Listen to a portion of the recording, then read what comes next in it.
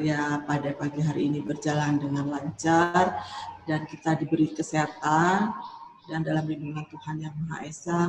Mari kita berdoa bersama menurut agama dan kepercayaan masing-masing. Berdoa mulai.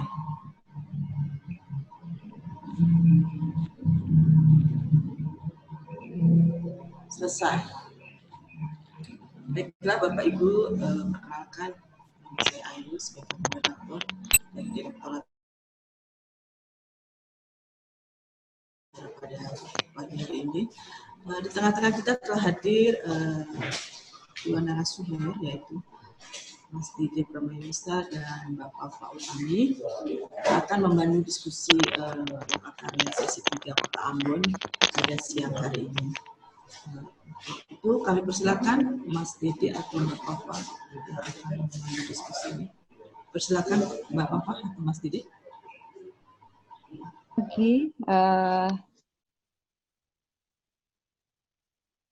Selamat pagi Bu Ayu, selamat pagi teman-teman semua. Kita coba remind dari hasil lokakarya minggu kemarin, bahwasanya ada beberapa catatan dan yang harus direview bersama sebelum lokakarya ketiga ini dimulai kembali begitu. Disampaikan juga oleh Mas Dede waktu itu apakah Ambon ini tetap dengan judul misalnya bambu atau menjadi judul festivalnya ya, apakah menjadi lebih luas tetapi memang bambu menjadi bagian dari festival ini, menjadi bagian utama begitu. Nah, hal-hal yang kemarin coba kita catat mesti mengerucut begitu untuk kita diskusikan kembali, termasuk rangkaian acara besarnya juga kemarin kita coba singgung struktur organisasi atau kepanitiaan, sekalipun misalnya sebelum pandemi sudah dirembuk, sudah ada pembahasan, tetapi setelah pandemi kan semua berhenti. Nah, ini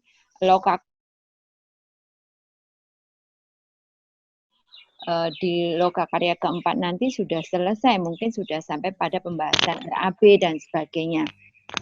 Kami mohon untuk ada yang mewakili dari teman-teman dinas atau komunitas dari apa yang sudah dirembuk bersama sebelum lokakarya ketiga ini kita mulai. Sehingga nanti harapan kami dari teman-teman semua memberikan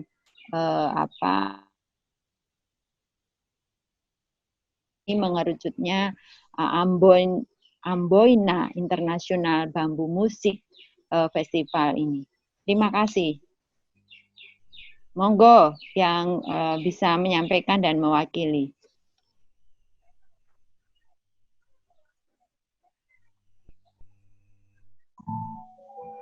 Selamat siang, Bu. Siang. Bu, ini Pak Esa. Ya, Pak Esa, Bu. Dan kita saling koordinasi.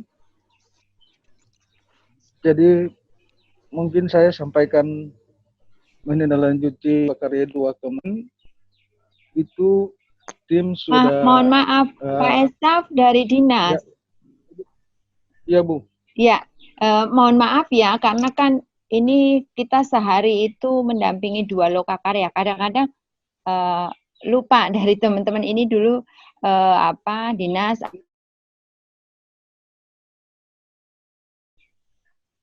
Ya, Bu.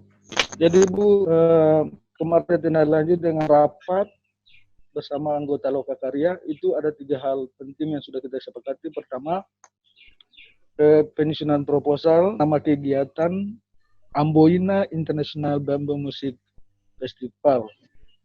Kemudian ada keterlibatan pelaku budaya baik lokal, nasional dan internasional. karnaval budaya, pameran budaya dan Sound of Green. Kemarin kita Eko Musik itu kita dengan Sound of Green. Kemudian kita sudah menyusun konsep anggaran yang akan dibiayai APBD, kemudian Indonesiana dan Kementerian Jaksta yang terlibat.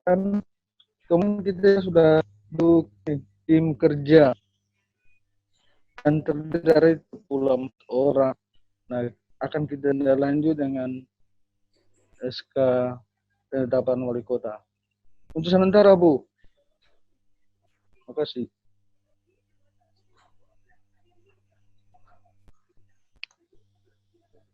Terima kasih Pak Esa. Hasil-hasil itu bisa tidak Pak dibacakan sekilas begitu? Apakah semua yang hadir ini akan terlibat? Kemudian juga rangkaian besar acaranya dan sebagainya, sehingga kita ada gambaran Pak ke depan. Mungkin RAB bisa, kalau sudah fix, bisa di email kepada Pokja, ada Mas Yahya di sini, nanti bisa disampaikan di chat kemana harus di email begitu, agar Pokja dan pusat segera bisa mereview dan mempelajarinya, begitu Pak? Ya. Ya, baik Bu Pak. Ini kemarin ada sama Bung Fir dari Ambon Music Office. Kalau Bung Fir ada ikut saat ini, mungkin Bung Fir bisa menyampaikan ataupun saya bisa bantu untuk menyampaikan komposisi tim kerja. Baik Bung Fir, silakan. Terima kasih Pak Esa. Selamat pagi Bapak Ibu semua. Kalau boleh saya diizinkan untuk share screen. Ya, boleh.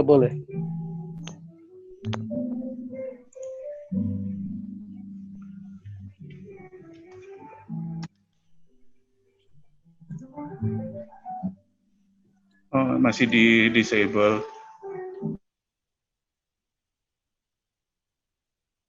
Oh ya.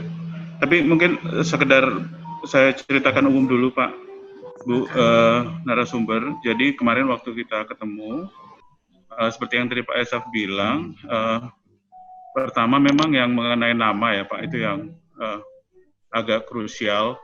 Kemarin kenapa kita akhirnya sepakat untuk tetap menggunakan Amboina International Bamboo Music Festival Pak. Itu yang pertama memang masalah keberlanjutan sih Pak. Jadi mau kita sih itu menjadi tema kita dan baru pertama kali dilakukan, tapi kemudian terjeda masa langsung berubah. Maksud kita biar ada keberlanjutan supaya Ambon juga dilihat sebagai bambu sebagai salah satu ini spesifiknya. Yang mau dilihat di kebudayaan yang bisa dilihat di Ambon ya musik bambu gitu. Itu yang pertama. Festival ini agak terikat dengan aplikasi kami, dosier Kota Ambon, untuk menjadi UNESCO Creative Cities of Network untuk bidang musik.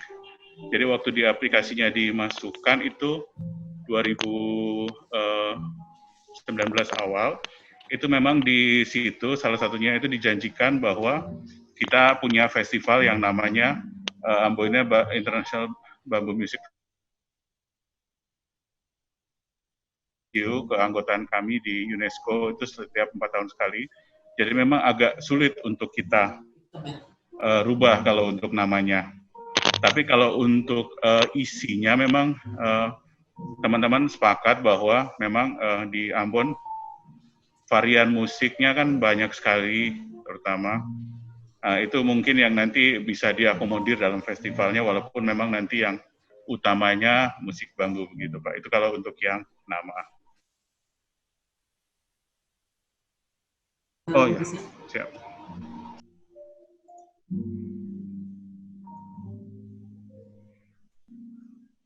Ini foto dari yang kemarin, Pak.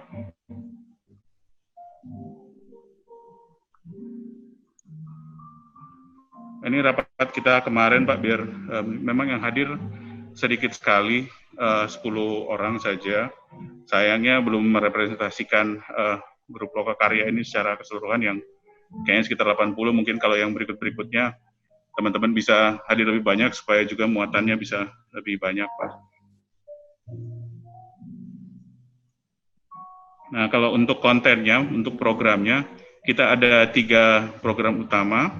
Ini mohon maaf Pak, ini memang jujur saja salah satu yang kami sepakati juga adalah karena waktu pandemi ini kita tidak terlaksana, kita coba masukkan lagi usulan yang belum terlaksana begitu. Jadi ini pun masih, ini mau ditambahkan ini atau dikurangi ini masih sangat terbuka. Jadi nanti kita diskusi aja setelah ini, kira-kira dari teman-teman nanti apa-apa yang mesti ditambahkan. Nah, kalau yang edukasi Pak itu kita, kalau di Ambon sini kan terkenalnya kalau kelompok ensemble musik bambu itu Maluku Bambu Orkestra. Tapi sayangnya mereka kan lebih cenderung di satu daerah, satu kelompok ya Pak. Sementara kita maunya tuh, pertama karena kita juga baru selesai penyusunan kurikulum muatan lokal musik, yang salah satu fokusnya musik bambu.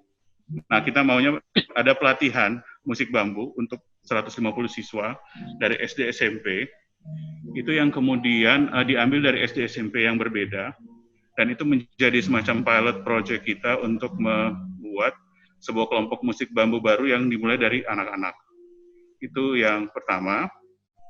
Terus yang kedua itu ada, ini sebenarnya sudah dilaksanakan tahun 2019 kemarin, itu ada short course untuk pelaksanaan festival, karena memang kami juga sangat sadar Pak, kondisi SDM kawan-kawan di sini, terutama untuk pelaksanaan festival mungkin masih banyak yang terbatas ya Pak ya. Jadi memang waktu itu memang sudah dilaksanakan, apakah nanti tetap kita mau laksanakan di berikutnya, di 2021, mungkin nanti bisa kita bicarakan. Kemudian festival puncaknya Pak, itu adalah edukasinya seperti ini. Itu rencananya 150 siswa SD dan SMP dan dipisah dalam 5 kecamatan. Pembinaannya dilakukan 12 kali, lalu kemudian membentuk satu kelompok baru. Nah, mereka ini yang kemudian menjadi inti core kita untuk ditampil di puncak acaranya. Nah, untuk short course-nya kami merasa ini yang bidang-bidang yang pernah kami, ini masih lemah di kami. Yang pertama mengenai sound engineering, lighting design, sama stage design Pak. Untuk bambu kita lihat kalau di luar kan festival-festival bambu tuh sudah menarik sekali untuk panggungnya dan lain-lain. Nah, itu mungkin juga ada butuh transfer pengetahuan yang dari teman-teman di luar untuk ke kita gitu Pak. Nah, untuk festivalnya yang besarnya Pak itu 3 hari. Itu hari Ambon itu ada 5 kecamatan. Kenapa kita bikin di kecamatan? Karena di Ambon tuh cenderung kalau ada festival atau kegiatan musik itu pasti di pusat kota. Di pusat kota, dan yang tampil akhirnya sudah terpetakan begitu. Oh, ini pasti dari ini saja. Nah, kenapa di 5 kecamatan? Mau kita sih kota kita hidup ya dengan musik. Jadi di tiap kecamatan itu juga ada geliat-geliatnya begitu. Dan yang dimainkan di sana memang tidak hanya sana hidup. Nah, di sana yang dimainkan, yang kami undang juga nantinya itu dari lokal, dari kecamatan situ. Jadi masing-masing dari kecamatan menampilkan potensi-potensi musik di kecamatannya sendiri. Nah, kalau yang kegiatan lainnya ada lomba dan pameran inovasi instrumen musik dari bambu. Ini rencananya begini sih Pak, ini tahun kemarin kita lihat salah satu kelemahan kita dari musik itu inovasinya tuh kurang. Akhirnya mereka taunya cuma suling, terus ada alat pukul namanya toleng-toleng. Suling ada beberapa jenis dengan ada namanya clapper yang dihentak-hentakan begitu. Itu yang selalu menjadi ini yang utamanya. Tapi ke beberapa tahun terakhir ini memang ada beberapa orang yang mulai bikin inovasi-inovasi alat musik bambu seperti ukulele dari bambu, ada toto buang dari bambu. Nah, kita pikir itu akan menarik kalau kita lombakan. Kawan-kawan dari IAKN waktu itu Institut Agama Kristen yang punya pendidikan seni, mereka sudah mempersiapkan sih sebenarnya beberapa kawan-kawan untuk ikut lombanya. Sayangnya memang tidak terlaksana. Nah, kita sih di festival kita Pak biasanya itu selalu di bulan Oktober, karena di bulan Oktober itu selalu yang paling banyak pengunjungnya. Pertama karena memang bulan Oktober itu rata-rata sudah nggak hujan, terutama di akhir Oktober. Yang kedua, kalau di Ambon itu ada tradisi dari orang-orang Ambon yang dulunya migrasi ke Belanda, itu tiap Oktober mereka pulang ke Ambon. Nah, istilahnya vakansi dari Belanda. Jadi memang kalau bulan Oktober itu ramai Pak jadinya. Dan penontonnya bisa sangat beragam begitu. Karena itu kalau misalnya festivalnya di pameran inovasi ini, rencana kita diumumkan jauh-jauh hari, di bulan Juni, kemudian Septembernya sudah ada pemenangnya, kemudian nanti pada waktu festivalnya itu dipamerkan.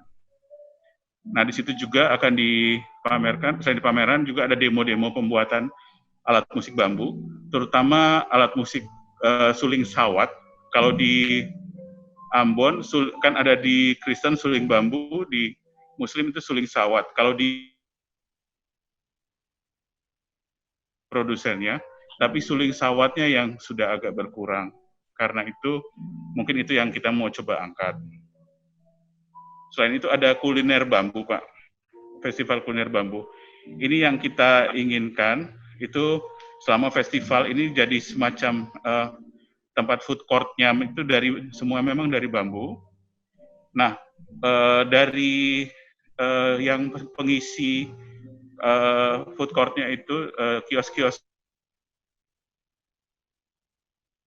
dari tiap kecamatan, ibu-ibu, mama-mama begitu, dari tiap kecamatan itu kan ada 5 kecamatan, itu masing-masing kecamatan itu ada 2 kelompok.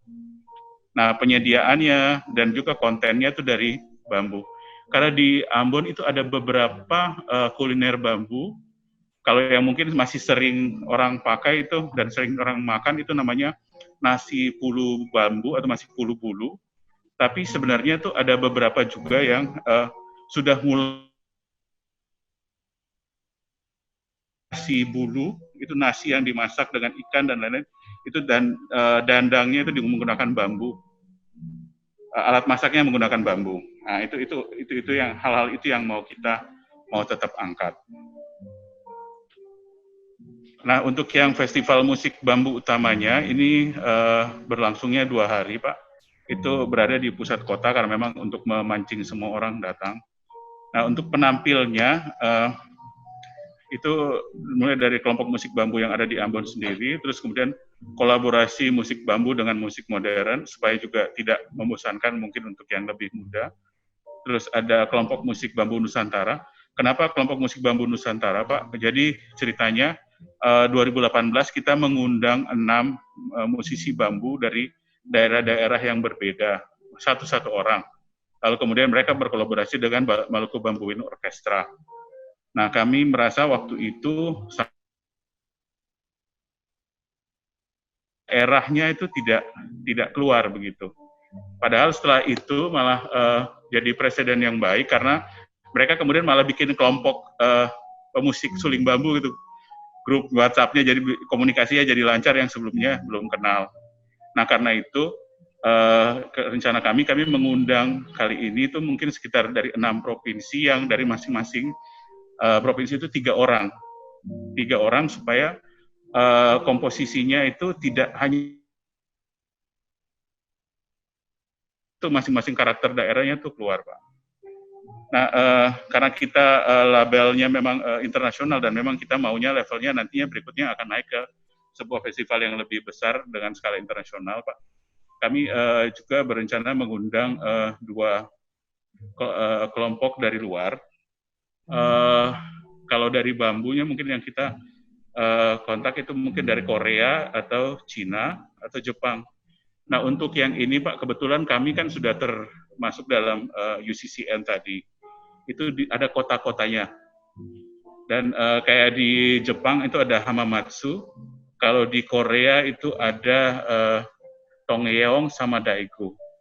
Dan memang sudah menjadi kebiasaan, di dalam tahun ini pun kita beberapa kali melakukan kerjasama dengan mereka.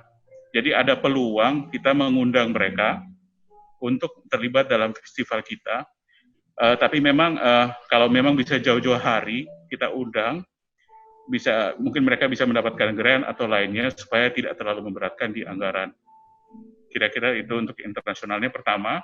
Yang kedua itu tiap tahun biasanya ada musisi dari Belanda yang memanfaatkan mereka vakansi dan mereka pulang ke Ambon sekaligus bermain musik di festival di Ambon. Tiap tahun biasanya ada, kecuali tahun ini. Waktu 2018 kalau nggak salah ada 2 kelompok. Kalau bisa informasikan jauh-jauh hari, biasanya mereka bisa menyesuaikan gitu Pak. Nah yang terakhir ini Sound of Green Pak, ini sebenarnya program yang ongoing kita juga, tapi kita mau integrasikan dengan festival kita. Seperti yang kami pernah utarakan sebelumnya, jadi di Ambon itu ada jenis bambu yang menjadi yang paling baik dalam penggunaan untuk alat musik, namanya jenis bambu tapir.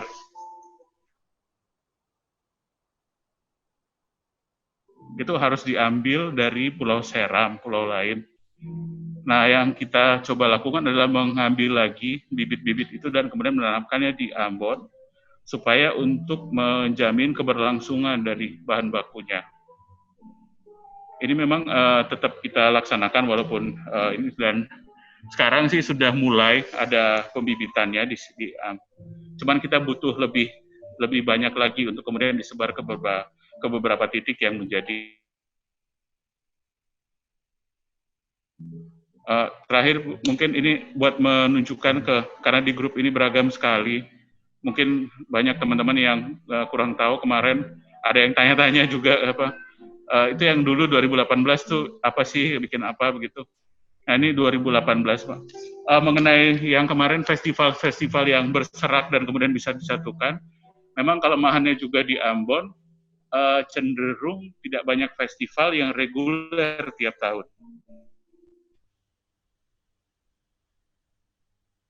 Instansi, misalnya kayak ini kita bareng-bareng dengan kawan-kawan BPNB, itu untuk bikin karnaval budaya. Waktu yang di 2018 malah kita hampir 10 atau 11 kegiatan, termasuk festival Hawaiian, festival musik tradisional, dan lain-lain, itu menjadi satu rangkaian.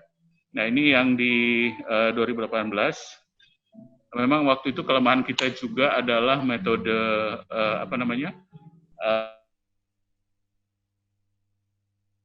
akhirnya orang taunya hanya di puncak, tapi tidak menganggap seluruh festival itu menjadi satu rangkaian penuh gitu. Orang taunya cuma 3 hari itu, padahal sebenarnya ada banyak juga yang dilakukan selain itu Pak. Ini yang di 2018 ada karnaval-karnaval, ada bambu gila, ada juga musisi-musisi dari Nusantara. Nah kalau yang 2019 itu kita baru mulai di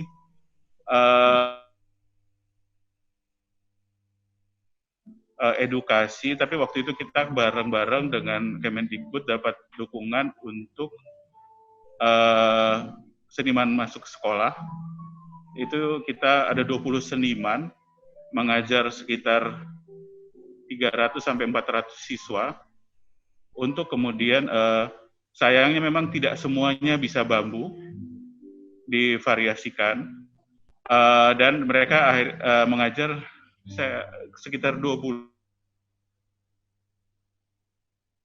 akhir, dan kemudian ada short course yang tadi saya bilang di awal, itu memang sempat dilaksanakan waktu itu sekaligus untuk Lokakarya Indonesiana di tahun 2019. Tapi sayangnya yang rangkaian-rangkaian berikutnya tidak jadi dilaksanakan karena waktu itu kita kena gempa yang cukup besar. Kira-kira begitu, Bu.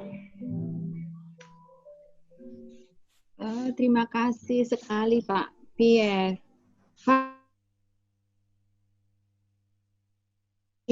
Name-nya Ambon City of Music. Ya. Iya. Luar biasa sekali capaiannya, sangat exciting. Salam buat teman-teman yang bersepuluh sudah duduk bersama untuk mengerucutkan ini. Mungkin saya memberi gambaran atas apa yang pernah saya lakukan di Kota Solo, berkaitan juga masih dengan platform Indonesiana. Waktu itu Kota Solo kalau tadi teman-teman menyebut akan mengundang, dan sudah ya, tahun kemarin sudah Jepang, Thailand, mungkin juga tadi ada Belanda yang selalu vakansi di Ambon begitu. Sebagai gambaran saja, kita tidak memfasilitasi mereka untuk terbang, untuk visa dan sebagainya. Solo hanya menyediakan akomodasi dan makan selama tinggal di kota. Kita bisa mengundang 19 negara. Kalau gamelan itu tidak mungkin dimainkan 5 orang ya. Jadi rombongan mereka besar-besar semua. Ada 12 minim, 15, bahkan ada yang 20. Festival kita memang berlangsung selama 10 hari. Dan ada yang menghimbau itu tinggal lebih lama dari 10 hari karena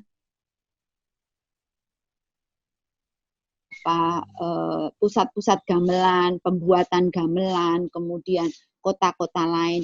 Dan Solo berhasil menggandeng 6 kabupaten di sekitarnya untuk ikut bekerja bersama, menjadi tuan rumah untuk dikunjungi di tempat workshop gamelannya, karena tidak semua sinergi yang ada di dalam gamelan itu hanya kota Solonya, tapi ada Boyolali begitu yang mengitari itu menjadi situs-situs juga, ada pembuatan gamelan, ada tokohnya, ada Pak Mantep, Ki Mantep Sudarsono sebagai master dalangnya yang memberi workshop langsung. Wonogiri ada situs pembuatan gamelan dan kelompok karawitan yang disinyalir paling tua begitu. Dan itu kabupaten itu bupatinya terbuka, ada sekolah negeri SMP yang ekstrakurikulernya gamelan itu sangat bagus, selalu menjuarai lomba-lomba dan sangat aktif. Itu kita kunjungi dan sekolah itu surprise ketika kita membawa bule-bule itu sejumlah 4 bis datang bermain bersama. Sekali lagi bukan pada nanti perhelatan, tetapi hal-hal yang sebetulnya kecil ini bisa memberi dampak yang luar biasa. Misalnya sekolah itu yang kita kunjungi semakin ada challenge untuk mengembangkan lagi, mencintai lagi karawitan, mensupport mereka, bertemu dengan diaspora gamelan yang sudah ada di London, di Belanda, di Amerika, datang beberapa kota. Misalnya itu exciting sekali untuk anak-anak generasi. Surat undangan dari wali kota kita, kemudian dilampiri dari Sekretariat Indonesiana untuk menguatkannya ya. Ini bisa kita lakukan bersama dan saya yakin karena teman-teman Ambon sudah melakukannya bertahun-tahun, ini istilahnya tinggal kita memang persiapan harus lebih panjang, duduk bersama yang bersepuluh tadi lebih dikuatkan lagi, bisa ber-20, ber-25 untuk. Kemudian menarik sekali ada kuliner begitu. Nah ini sebetulnya semua hal yang terkait dengan persoalan bambu itu diangkat oleh Ambon. saya jadi ingat tahun 2004 saya membantu sebuah produksi teman koreografer dari Padang yang mengangkat di dalam koreografernya itu, ini mungkin hanya sekedar ide bagaimana nanti musik yang semua basicnya adalah dari bambu. Properti menarinya adalah dengan kukusan besar yang digendong. Kemudian tambir, tampah, tenggok-tenggok, semua unsur bambu diteatrikalkan di dalam panggung. Itu sangat luar biasa. Tentu dengan narasi bahwa bambu menjadi bagian dari persoalan hidup di semua lini masyarakat Ambon. Misalnya, makanan khas di sana saya belum mengenal ya. Kemudian dari persoalan hidup untuk mengambil air di sungai, untuk kalau di Padang ada lemang, ketan yang dimasak di dalam bambu. Kalau di Jawa Tengah, Solo ini ada garang asem yang dikukus di dalam potongan-potongan bambu. Nah, di Ambon ada apa yang spesifik kuliner, memang bukan hanya menjadi tempat, menjadi media memasak dan sebagainya, ini menyangkut dengan knowledge manajemennya, pengelolaan pengetahuannya ini harus penting sekali, harus meriset semuanya yang terkait dengan persoalan bambu. Pagi hari ini saya acung jempol buat teman-teman, bagus sekali semuanya, jadi tinggal menuju RAB bisa dikawal siapapun untuk bisa mengerucutkan bersama. Bang Dede mungkin akan menambahkan, silakan. Ya, terima kasih Mbak Fafa. Ya, sama saya kira yang pertama saya apresiasi sekali teman-teman di Ambon sudah berhasil membuat satu pertemuan yang mempertemukan antara dinas dengan komunitas, dan kemudian sudah mengerucut pada kolom-kolom program yang saya kira sudah sangat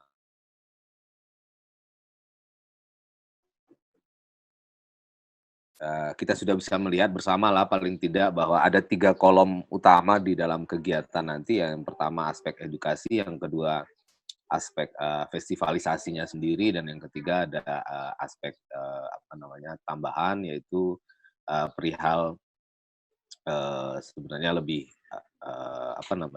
di luar bidang kebudayaan, tapi saya kira juga tadi sudah diperlihatkan bahwa kaitannya besar sekali atau penting sekali sebenarnya bagi pembangunan ekosistem musik bambu ini, terutama di Ambon.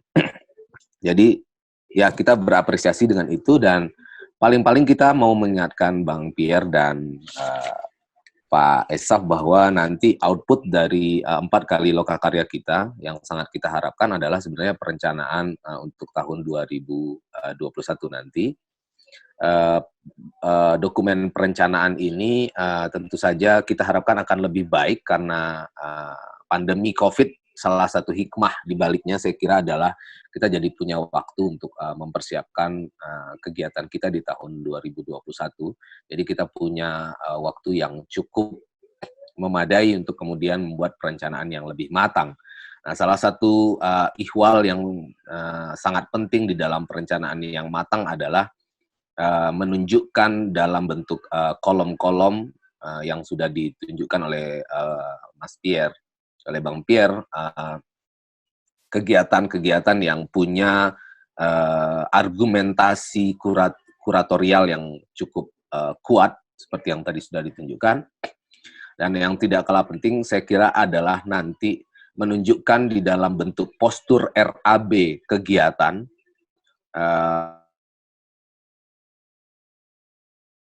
salah satu hal saya kira dari Indonesiana yang tidak kalah penting adalah bagaimana cara kita menunjukkan bahwa gotong royong terjadi, gotong royong pemajuan kebudayaan terjadi. Saya kira yang paling gampang indikatornya adalah di dalam kolom-kolom RAB. Karena di sana kita bisa lihat pihak-pihak mana saja yang kemudian berbagi beban dan tanggung jawab dalam mensupport, mendukung satu kegiatan kebudayaan. Nah, saya tidak tahu bagaimana 2 tahun lalu di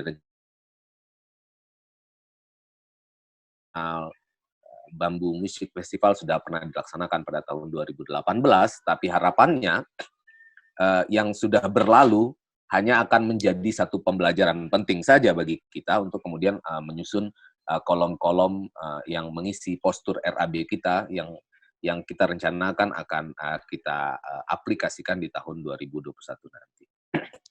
Itu yang pertama. Dan yang kedua, karena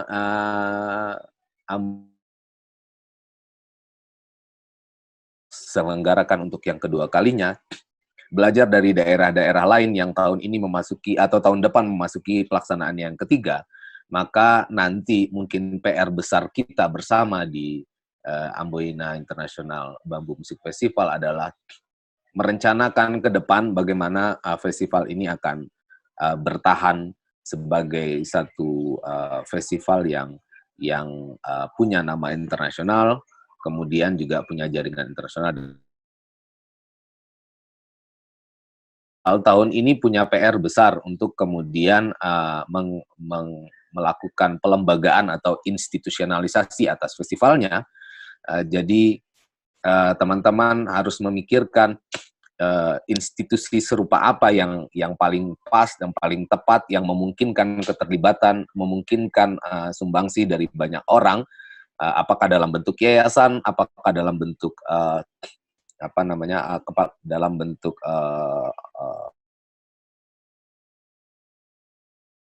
untuk memikirkan pelembagaan dari festival. Yang tidak kalah penting itu saja mendorong regulasi sehingga logika anggaran pemerintah itu kan bisa kita pahami bahwa kalau sudah ada payung hukumnya, sudah ada regulasi yang mengatur perihal itu biasanya pemerintah kemudian bisa punya kolom khusus untuk menganggarkan satu kegiatan budaya. Nah, ini yang juga sedang didukung oleh teman-teman, dicoba untuk dilakukan oleh teman-teman di Sile Art Festival. Juga bukan lagi festival yang baru saja bergabung dengan platform Indonesiana, maka saya kira teman-teman di Ambon bisa mengambil langkah mendahului, jadi lebih cepat dibandingkan kegiatan-kegiatan Indonesiana yang lain, memikirkan tentang proyeksi ke masa depan ini. Itu yang pertama. Perihal nama, saya kira cukup beralasan tadi Bang Pierre sudah menyebutkan kenapa kata-kata bambu di dalam nama persoalkan itu, karena artinya sudah difikirkan matang-matang oleh teman-teman dan sudah merupakan, dan yang paling penting bagi kita sebenarnya nama kegiatan adalah hasil musyawarah. Itu yang paling penting, adalah hasil musyawarah, jadi tidak ditetapkan oleh sekelompok orang atau beberapa orang saja, melainkan merupakan hasil musyawarah dari seluruh komponen yang berkepentingan dengan pemajuan kebudayaan di Ambon. Jadi sudah beralasan. Jadi mungkin nanti setelah 3 kali pelaksanaan baru mungkin akan ada review tentang apa yang sudah dicapai, karena kita juga suka mengukur. Saya kira saya sepakat dengan Bang Pierre bahwa 1 kali pelaksanaan masih sukar untuk diukur capaian-capaiannya. Tapi kalau nanti mungkin sudah sampai 3 kali pelaksanaan, kita punya cukup data, punya cukup punya cukup pengalaman dan data untuk kemudian mengukur capaian-capaian ini, termasuk kita bisa mereview apakah masih signifikan, apakah masih strategis untuk menggunakan kata bambu. Dan saya tambahkan, bukan hanya kata bambu yang bisa kita review, kata internasional pun kadang-kadang bisa kita review kembali gitu. Apakah masih penting untuk menambahkan kata-kata internasional di dalam nama kegiatan? Karena kadang-kadang dia menjebak juga gitu ya. Menjebak kita gitu, karena sudah ada kata internasional, kita jadi dipaksa bagaimanapun caranya untuk kemudian mendatangkan dari luar negeri misalnya, karena jebakan itu gitu. Padahal kalau kita lihat dari segi komposisi misalnya, atau dari segi cita-cita yang ingin dicapai oleh sebuah festival, kadang-kadang tidak terlalu urgen untuk kemudian mendatangkan peserta dari luar negeri gitu. Ataupun kalau mereka datang, Kata-kata internasional kadang-kadang bagi saya terutama bisa berdampak positif untuk menunjukkan skop atau cakupan dari sebuah kegiatan, tapi kadang-kadang juga kita kadang-kadang gitu, sehingga kita merasa perlu untuk menambahkan kata-kata internasional. Nah, hal-hal serupa itu mungkin nanti bisa dipikirkan oleh teman-teman setelah minimal 2 kali pelaksanaan atau 3 kali pelaksanaan. Itu sih saya kira. Jadi, saya mengingatkan saja kembali bahwa output yang ingin kita hasilkan dari 4 kali pelaksanaan Lokakarya, dan kebetulan hari ini kita sudah memasuki yang ketiga, itu adalah dokumen perencanaan bersama Indonesiana, ada komponen dinas yang membidangi kebudayaan, dan ada komponen komunitas yang diwakili oleh Ambon Music Office. 3 komponen ini minimal bersama-sama merencanakan kegiatan untuk tahun 2021 di Ambon. Nah, satu hal yang ingin saya tahu sebenarnya, Bang Pierre, apakah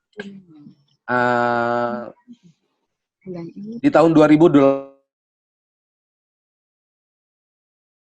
lebih banyak komunitas dan stakeholder musik di Ambon. Nah, di tahun 2021 karena kita punya cukup waktu, mungkin perlu dipikirkan keterwakilan dari berbagai komunitas yang lain di dalam, baik di dalam tim pelaksana maupun di dalam maupun di dalam susunan penampil. Karena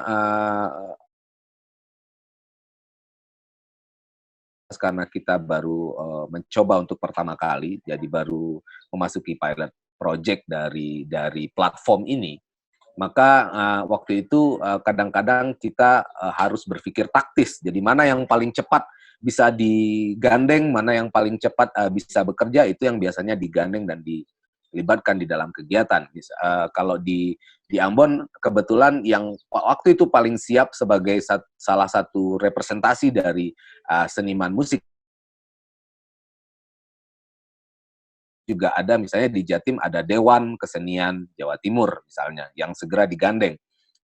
Atau di tempat lain ada yang lain lagi, mungkin komunitas atau lembaga-lembaga tertentu. Tapi ini kita punya waktu yang cukup untuk kemudian melihat lebih banyak pihak yang bisa kita libatkan di dalam kegiatan kita. Tentu saja AMO akan tetap mengambil peran sentralnya sebagai mitra strategis dari dinas yang membidangi kebudayaan di Ambon, tetapi saya kira AMO juga bisa mengambil posisi naik level sebagai orang yang sebagai lembaga yang bisa juga melihat lembaga-lembaga lain, komunitas, grup yang lain untuk kemudian bisa dilibatkan di dalam pelaksanaan Indonesiana di Kota Ambon di tahun 2021 nanti. Jadi itu saya kira akan ada 2 hal yang bisa kita bicarakan di minggu. Kita bisa melihat postur anggarannya, di mana kita bisa melihat gotong royongnya di sana,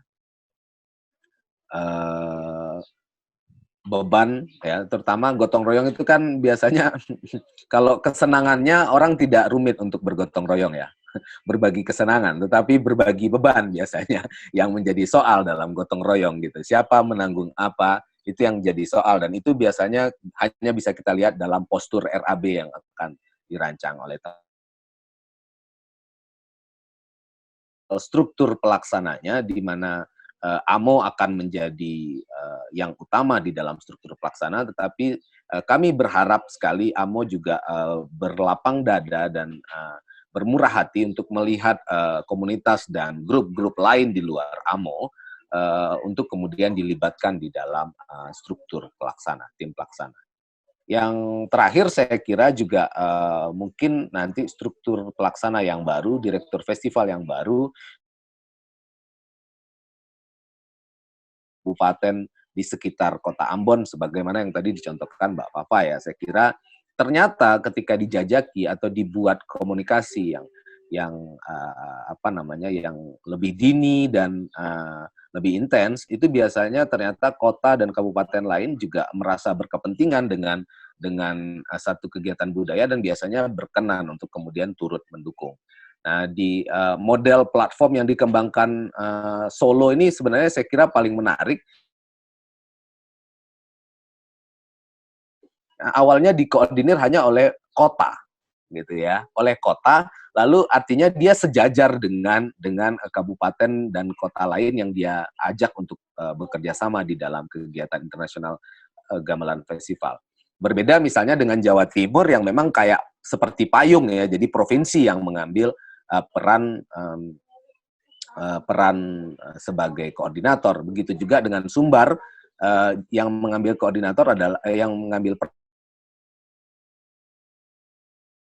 Nah, saya kira teman-teman di Amboina International Bambu Music Festival bisa memilih di antara dua cara ini, apakah kemudian akan mengambil hubungan yang sejajar dengan kota kabupaten lain di sekitar kota Ambon, atau kemudian juga mencoba menelisik apakah jangan-jangan pemerintah provinsi, dalam hal ini dinas yang membidangi kebudayaan di tingkat provinsi, mau diajak bekerja sama untuk kemudian Sementara itu dulu Mbak Ayu dan Mbak Fafa dan Bang Pierre dan Pak Esaf, komentar dari saya. Nyambung lagi ya, Ya. mumpung anget nih. Izin Bu Ayu, Bang Pierre, teman. Bang Pierre, tadi saya belum melihat nih keterlibatan teman-teman di wilayah seni rupa craft-nya. Coba mulai dipetakan. Saya jadi ingat 2019 kemarin mengiringi Kabupaten Temanggung. Di sana coba nanti teman-teman klik ya, ada pasar namanya Pasar Papringan. Papring itu ya, pring itu di Jawa itu sebutan pohon pring itu. Menariknya mereka membuat festival di 2019 19 itu berkolaborasi dengan kabupaten sebelahnya, namanya Kabupaten Wonosobo.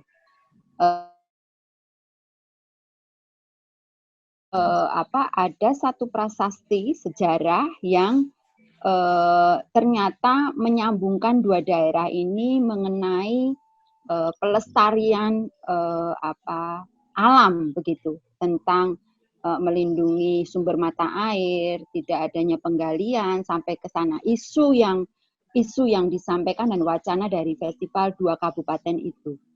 Menariknya karena mereka punya pasar papringan, ada satu itu gunung dan mereka punya perkebunan kopi yang luas, penghasil kopi, petani kopi, mempertemukan petani dan bakul kopi dan para peracik kopi, dialog kopi itu. Dan itu disupport oleh Kementerian Desa. Tetap bagian dari Indonesiana, disupport Kementerian Desa dan Kementerian Pariwisata. Nah, pada saat dialog kopi itu, kita excited di bawah pohon-pohon pring tadi ya. Kemudian snack atau tempat yang biasanya dikasih di kardus itu adalah besek bambu begitu. Kemudian kita dapat goodie bag, itu tasnya dari anyaman bambu yang isinya kaos, kemudian menjual segala bentuk merchandise dari craft bambu. Ini menarik sekali karena kemudian kita akan festival ini, bayangan saya bisa menghidupkan komunitas, mungkin masyarakat dan warga sekitar gitu. Mulai di data misalnya kipas bambu, kemudian besek, tas, kerenjang-kerenjang, semua. Sekarang bahkan ini ya, satu set alat makan itu ada yang sekarang dari bambu dan harganya mahal. Kita mulai yang mengedukasi juga bahwa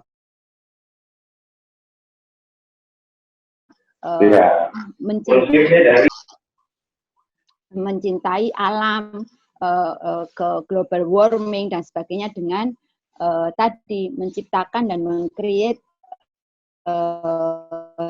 semua segala bentuk alat-alat piranti begitu dari bambu, dan ini luar biasa sekali.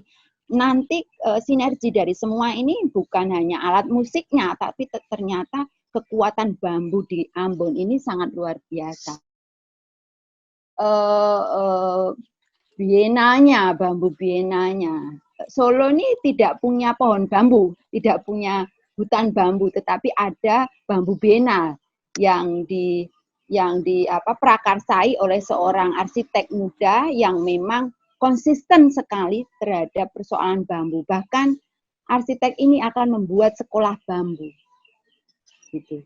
Ini menarik. Mungkin nanti terpisah Bang Pierre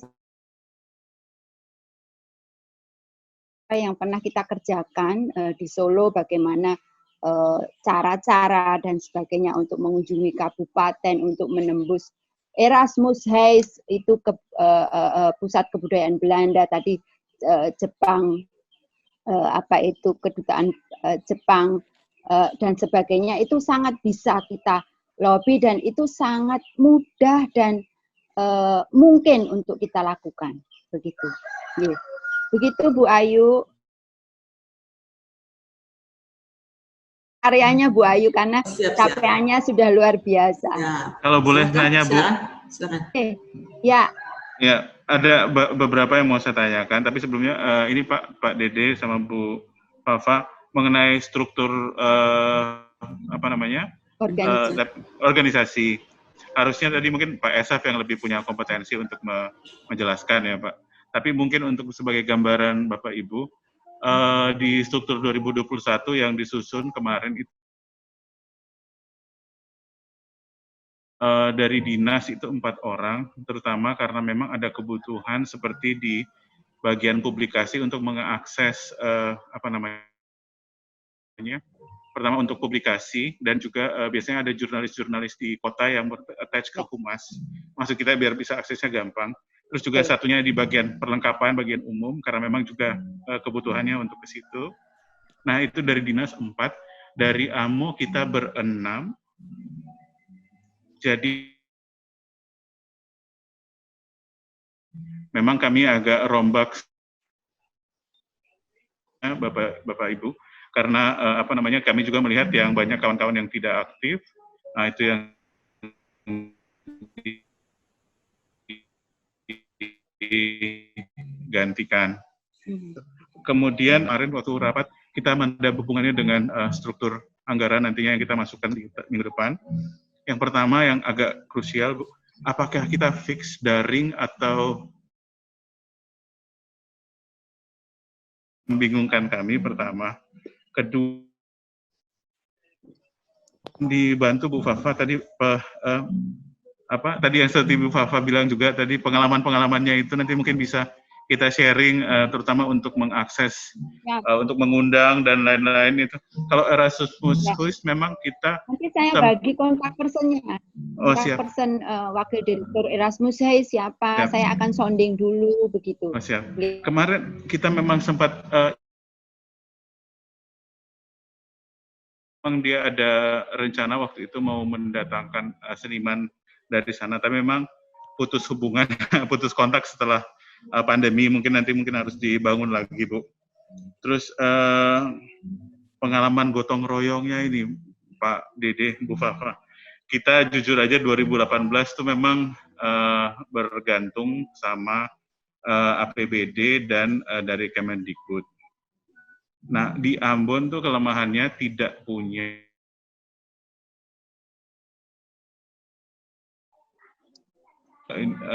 pihak swasta yang memiliki ini besar yang kemudian kita bisa akses untuk bantu dalam sponsorship misalnya.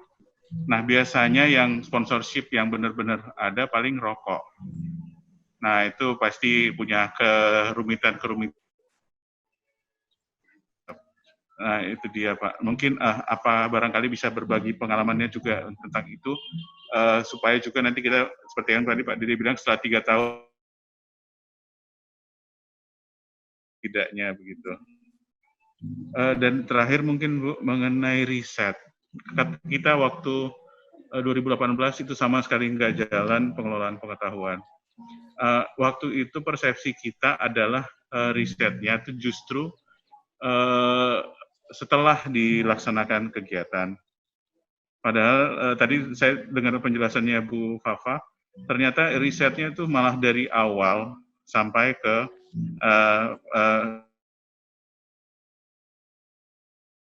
suplai informasi ke kurasi dan lain-lain, yang kemudian itu yang kemudian untuk menentukan bentuk festival dan lain-lain. Mungkin yang saya tadi tangkapnya dari Ibu Fafa begitu. Kira-kira itu sih Pak, mungkin yang perlu saya tanyakan, kalau boleh masih cukup waktunya. Ya, lanjut Pak Pierre. Nanti Pak Didik menambahkan ya kalau saya kurang. Ya, Mbak. Ya, jadi hampir semua festival, event, seni pertunjukan, perusahaan sekalipun ada di kota-kota besar ya Pak Pierre, itu memang kita masih kesulitan untuk mendapatkan dukungan dari pihak ketiga bahwa budaya itu, bahwa kesenian itu menjadi sebuah investasi begitu. Ini perlu meyakinkan banyak pihak dan tidak cepat putus asa. Kadang-kadang 2-3 kali itu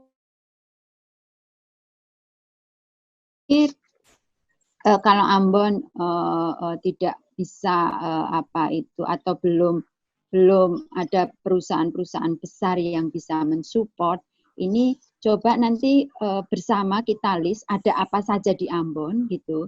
Kemudian memang kita harus mencari celah, artinya pintu. Kalau perusahaan ini mesti lewat siapa ya gitu. Dan itu memang kita harus sowani betul gitu. Harus kita sowani betul. Itu yang saya kerjakan selama ini. Bahkan tidak pernah bosan-bosan.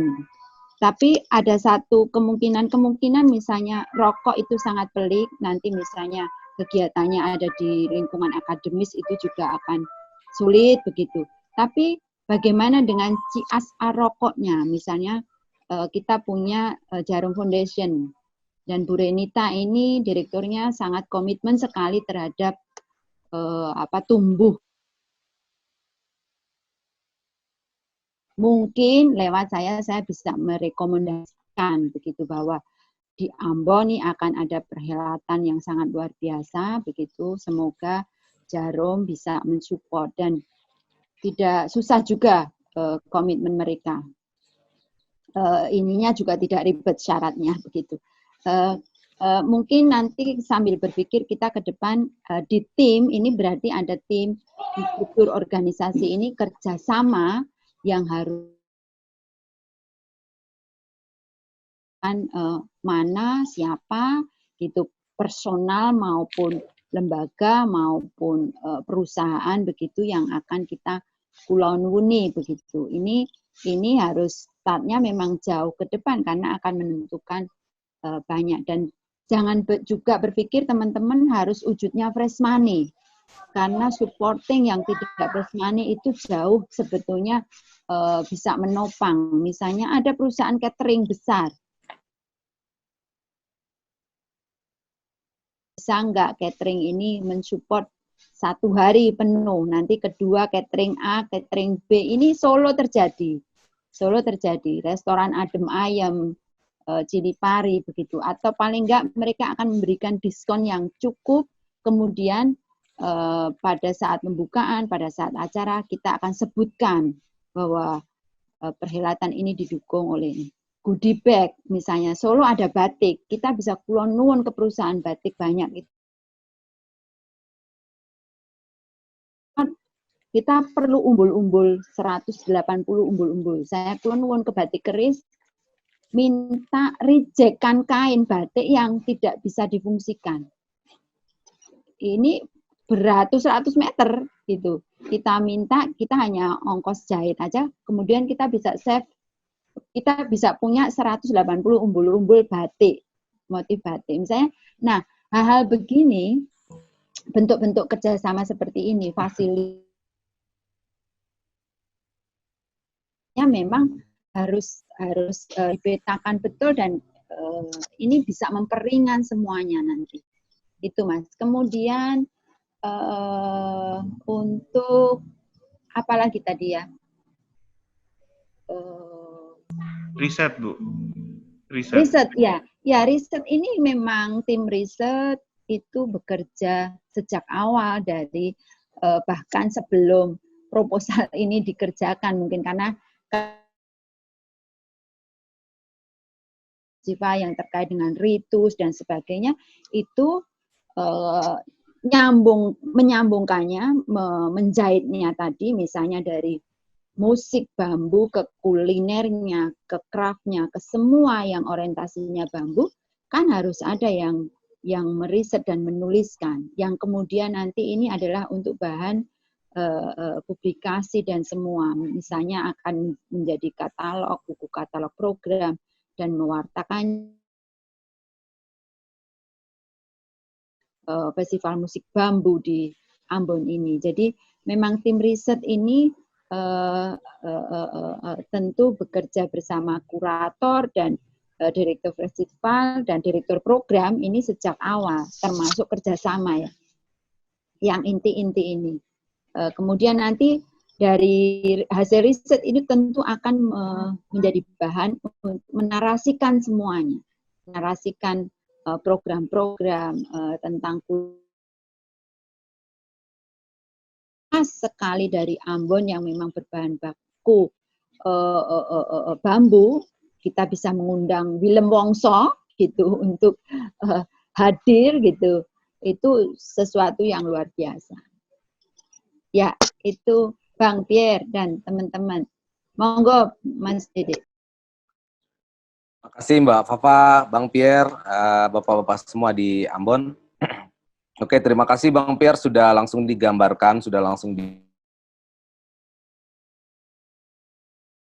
bahwa komposisi struktur organisasi pelaksana untuk tahun 2021 itu sebenarnya sudah sangat menimbang keterlibatan dari grup, komunitas, dan lembaga yang lain di luar Dinas dan AMO sebagai yang utama ya. Terima kasih Bang Pierre.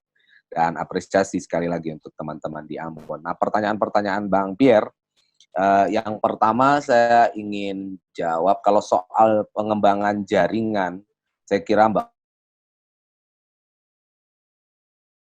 luas juga, sudah cukup komprehensif. Saya ingin jawab pertanyaan Bang Pierre yang pertama, apakah di tahun 2021 kegiatan akan dibuat secara offline atau online? Nah, saya kira jawaban atas pertanyaan ini tidak ada jawaban pasti dari kami selaku narasumber atau selaku teman berdiskusi, karena ini kembali bergantung pada pembacaan situasi kondisi. Saya mungkin hanya bisa memberi ilustrasi bahwa teman-teman di Lampung Utara, salah satu daerah yang tetap melaksanakan festivalnya di tahun ini, itu kemudian membuat 3 skenario sekaligus. Skenario yang pertama adalah skenario daring. Jadi seandainya situasi COVID tidak membaik di daerah mereka, mereka berencana untuk memindahkan atau mengkonversi semua kegiatan mereka. Tampaknya sekarang hampir pasti teman-teman itu harus menggunakan skenario yang pertama ini, karena Lampung Utara bolak-balik dari daerah kuning, lalu orange, lalu kuning lagi, jadi masih tidak menentu situasi COVID di sana, karena kebetulan teman-teman itu menyelenggarakannya sekarang di bulan Oktober ini. Jadi mereka bikin 3 skenario sekaligus. Skenario yang pertama adalah daring, jadi semua kegiatan sudah dibayangkan akan dikonversi sarasehan, bahkan ritualnya juga dicoba mengatur siasat bagaimana mempresentasikannya dalam format daring. Nah, situasi yang kedua tentu saja adalah skenario untuk bisa menyelenggarakan kegiatan sebagaimana dulu biasa kita kerjakan, yaitu secara offline atau secara luring gitu ya.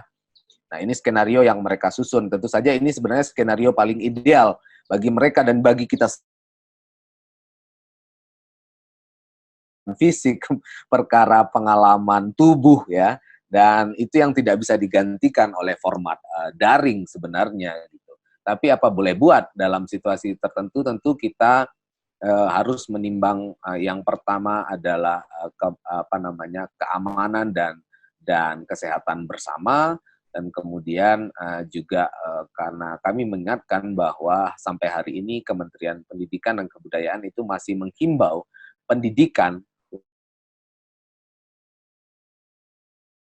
sehingga apabila festival yang berada di bawah Festival Indonesiana yang berada di bawah kementerian yang sama diselenggarakan dengan format luring ini misalnya, maka akan ada kontradiksi kebijakan di kementerian yang sama. Jadi kami mengingatkan itu. Jadi skenario teman-teman itu ada 3.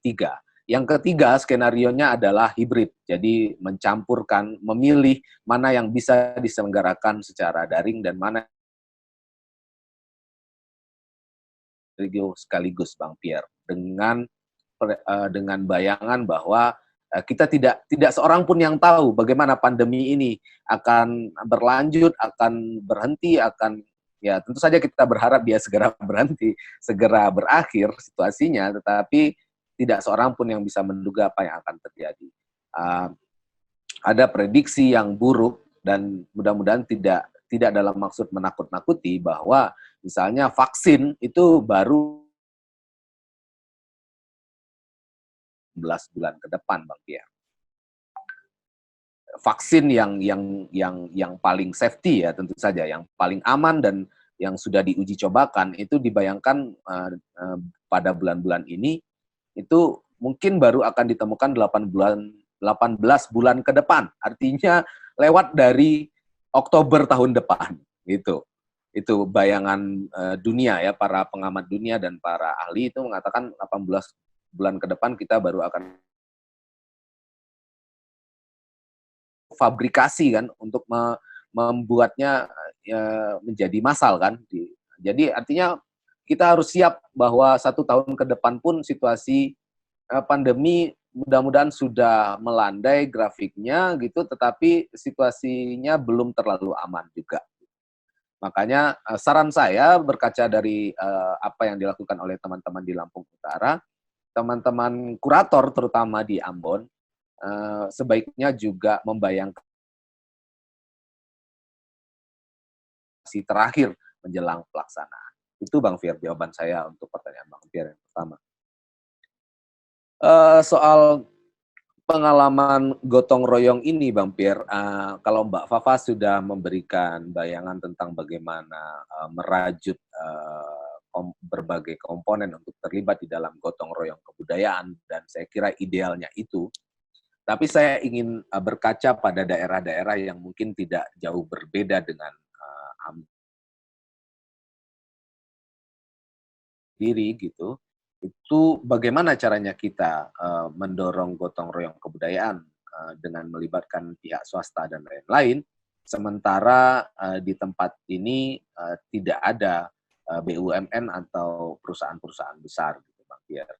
Nah, jawaban saya untuk hal ini adalah kita kembali ingat bahwa Undang-Undang Nomor 5 Tahun 2017 tentang Pemajuan Kebudayaan itu pada prinsipnya justru bukan ingin dan dalam hal ekspresi dan kepemilikan kebudayaan oleh masyarakat. Bukan itu. Yang ingin diatur justru adalah pemerintah dari tingkat pusat sampai daerah. Jadi menurut saya gotong royong kebudayaan itu yang paling minimal adalah antara pemerintah kota dan kabupaten dengan pemerintah provinsinya dengan pemerintah pusat, dalam hal ini Direktorat Jenderal Kebudayaan. Saya kira di beberapa tempat, misalnya di Bone Bolano kemarin, teman-teman bercerita bahwa mereka sudah berhasil mendorong adanya peraturan bupati tentang instrumen musik yang mereka angkat, itu polo palo. Gitu. Dan saat ini sedang mengusulkan agar DPRD mengeluarkan perda yang juga mengatur tentang pelestarian dan keberlanjutan dari objek pemajuan kebudayaan itu. Mungkin ini yang juga di Ambon, Bang Pierre. Mungkin dimulai dari perwakilan peraturan wali kota, tapi mudah-mudahan nanti bisa didorong lebih jauh menjadi peraturan daerah misalnya. Itu Bang Pierre. Jadi memastikan keberlanjutannya justru adalah dengan mendorong regulasi yang melindungi kegiatan ini, gitu, memayungi kegiatan ini. Itu. Tapi Mbak Fafa saya kira sudah memberikan wawasan yang sebenarnya bisa digali, dan yang paling penting sebenarnya memang kalau dari cerita Mbak Fafa itu memang apa ya, kesabaran ya ternyata. Sponsorship itu perkara kesabaran untuk tidak cepat menyerah dan seterusnya. Saya kira itu. Kalau perihal riset sudah dijawab oleh Mbak Fafa, mungkin saya hanya ingin menambahkan bahwa berkaca dari kegiatan-kegiatan kita sebelum platform Indonesiana, festival-festival Pierre. Jadi kita bisa ingat kemeriahannya dan lain-lain dengan melihat-lihat album foto dan video dokumentasi, tetapi apa pengetahuan yang dihasilkan di dalam pelaksanaan festival kita biasanya tidak terdokumentasikan dengan baik. Dan saya kira tim pengelola pengetahuan punya peran penting di dalam hal ini, sehingga mudah-mudahan bisa mulai bekerja dari sekarang. Tim pengelola pengetahuan untuk paling tidak misalnya melihat apa sebenarnya yang sudah dicapai di tahun 2000 dicapai, kemudian juga apa yang sudah dicapai di tahun 2019, sehingga nanti bisa mengerucut pada sebenarnya mana program dari Amboina International Bambu Music Festival yang harus dipertahankan, mana yang harus dikembangkan, mana yang harus sebaiknya sudah tidak dilaksanakan karena tidak efektif misalnya. Jadi pemetaan serupa itu biasanya di festival-festival Indonesiana yang lain dilakukan oleh tim pengelola pengetahuan. Jadi saya kira inilah kenapa garis bawahi pentingnya tim pengelola pengetahuan ini, Bang Pian. Itu jawaban saya, menambahkan tapi kayaknya malah lebih panjang lebar dari Mbak Fafa. Terima kasih. Mbak Ayu saya kembalikan, mungkin Mbak Fafa juga masih ada ya. Terima kasih Mas Dede. Ya. Bapak Ibu, Mbak Fafa, Bapak Ibu ada masukan lagi selain Pak Pir? Saya cukup, Bu Ayu. Cukup, ya. Mungkin Mas Joko.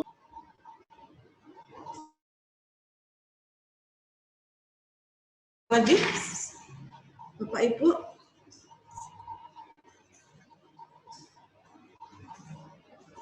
Kalau sudah tidak ada masukan lagi, atau kita sudahi nih? Ya, ngomong dari tadi Mas Pir. Mungkin nanti bisa lanjut WA-an ya. Oh, siap-siap. Ya. Siap, Bu. Bu Ayu, mohon maaf itu kayaknya beberapa yang online, itu ada kegiatan FGD sama Dinas Pariwisata. Oh, Memang nggak semua sih lagi Google, masuk ya? di dalam ruangan. Oh, siap-siap. Mungkin kita akhiri. Mas Dede, kalau sudah tidak ada masukan dan tanggapan dari... Iya, saya tergantung Bang Pierre dan Pak Esaf sih, sudah mewakili dinas dan komunitas gitu. Dan teman-teman yang lain tentu saja bagaimana? Mungkin nanti izin kalau ada komunikasi lewat WA, kalau ada yang mau ditanyakan, Pak. Ya. Kalau sudah tidak ada masukan lagi, kita akhiri aja, atau gimana Mas Dede, Mbak Fafa? Ya. Ya, kalau saya cukup. Cukup ya. Mas Pierre cukup ya, nanti mungkin lewat WA aja, tanya jawabnya. Ya, karena kan pada lagi FGD semua nih, jadi tidak ada yang bisa memberi masukan. Ya, terima kasih Mas Dede, Mbak Fafa, yang telah berdiskusi pada Bapak Ibu peserta Lokakarya atau peningkatan kapasitas Indonesia tahun 2020 di Kota Ambon. Untuk sesi 4 rencana kita jadwalkan tanggal 27 Oktober di hari Selasa. Mungkin untuk tanggal 27 itu sudah berbentuk konsep ya Mas Dede atau Mbak Fafa, tinggal penjelasan aja nanti yang dipaparkan dengan dari Ambon. Ya Mbak Ayu, ya. Bang Piers, saya kira dan Pak Esaf tadi sudah menangkap bahwa kita akan bicara terutama soal karena target yang kedua sebenarnya sudah dicapai kan, sudah dicapai. Jadi target yang ketiga sebenarnya mulai membayangkan sumber daya keuangan atau sumber daya anggaran yang dimiliki dan dibayangkan akan digunakan untuk menjalankan festival. Nah, itu terlihatnya di dalam postur RAB, Mbak. Tapi tidak akan cukup, tapi paling tidak kita sudah bisa melihat kolom-kolom kegiatan apa dibayangkan akan dibiayai dari mana, apakah dari APBD atau dari pihak swasta atau dari APBN. Kira-kira begitu postur anggaran yang kita bayangkan. Jadi garis besar dulu saja tidak apa-apa. Gitu, Mbak. Baik, Pak. Siap. Ya. Terima kasih Mas Dede, Bapak-Bapak. Ya, Bu. Untuk hari ini kita sudahi. Terima kasih.